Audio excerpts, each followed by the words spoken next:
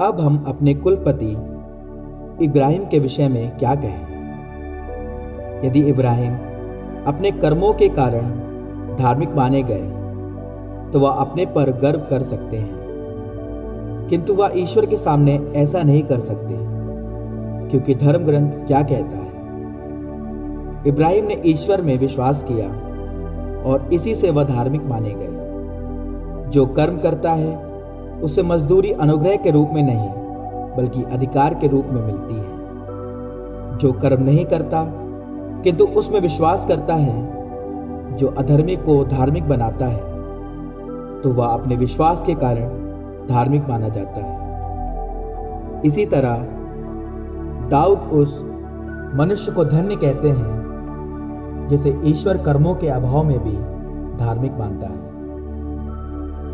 धन्य हैं वे जिनके अपराध क्षमा हुए हैं, जिनके पाप ढक दिए गए हैं। धन्य है वह मनुष्य जिसके पाप का लेखा प्रभु नहीं रखता। क्या यह धन्यता खतने वालों से ही संबंध रखती है या बेखतने लोगों से भी? देखिए, हम कहते हैं इब्राहिम का विश्वास उनके लिए धार्मिकता माना गया है।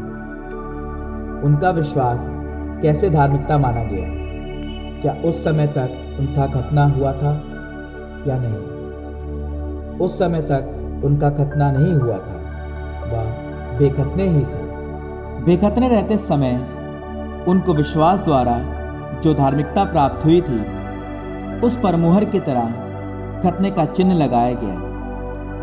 इस प्रकार वह उन सब के भी पिता बने जो खतना कराए बिना विश्वास करते हैं, जिससे उनका भी विश्वास उनके लिए धार्मिकता माना जाए। इब्राहिम उन खतने वालों के भी पिता बने जो न केवल खतने पर निर्भर रहते हैं बल्कि हमारे पिता इब्राहिम के उस विश्वास के पथ पर चलते हैं जो उन्हें खतने से पहले प्राप्त था।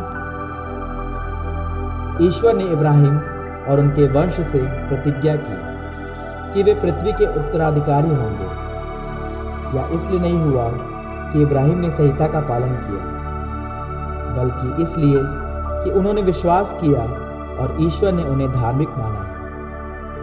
यदि संहिता के अधीन रहने वाले ही उत्तराधिकारी बनते हैं तो विश्वास व्यर्थ है और प्रतिज्ञा रद्द हो जाती है, क्योंकि संहिता का परिणाम प्रकोप है, जबकि संहिता के अभाव में किसी आज्ञा का उल्लंघन नहीं होता।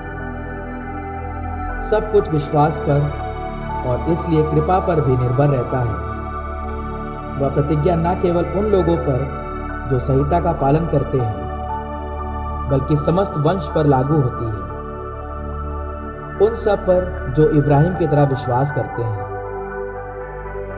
इब्राहिम हम सब के पिता हैं, जैसा कि लिखा है, मैंने तुमको बहुत से राष्ट्रों का पिता नियुक्त किया। ईश्वर की दृष्टि में इब्राहिम हमारे पिता हैं। उन्होंने उस ईश्वर में विश्वास किया जो मृतकों को पुनर्जीवित करता है और जो नहीं है उससे भी अस्तित्व में लाता है। इब्राहिम ने निराशाजनक परिस्थिति में भी आशा रखकर विश्वास किया और वह बहुत से राष्ट्रों के पिता बन गए, जैसा कि उनसे कहा गया था, तुम्हारे असंख्य वंशज होंगे। यद्यपि वह जानते थे कि मेरा शरीर अशक्त हो गया है, उनकी अवस्था लगभग 100 वर्ष की थी और सारा बांझ है, तो भी उनका विश्वास विचलित नहीं हुआ। उन्हें ईश्वर की प्रतिज्ञा पर संदेह नहीं हुआ, बल्कि उन्होंने अपने विश्वास की दृढ़ता द्वारा ईश्वर का सम्मान किया।